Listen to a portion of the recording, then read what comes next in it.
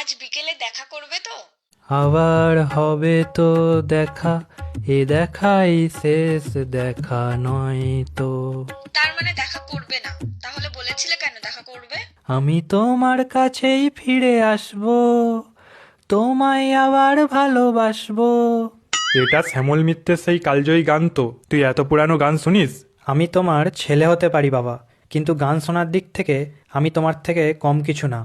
আমি তোমার কাছেই হুম হুম হুম হুম, তোমায় আবার হুম হুম হুম হুম।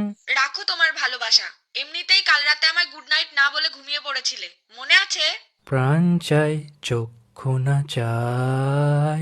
মরি একই তোর দুস্তর লজ্জা।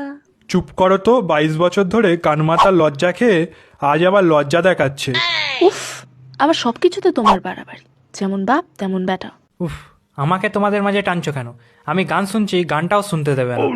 না না, শোন শোন, বাবার পকেট মেরে দামি হেডফোন কিনেছিস, গান শুনবি বলেই তো। আমি তোমাকে যেটা কিনতে বলেছিলাম কিনেছো?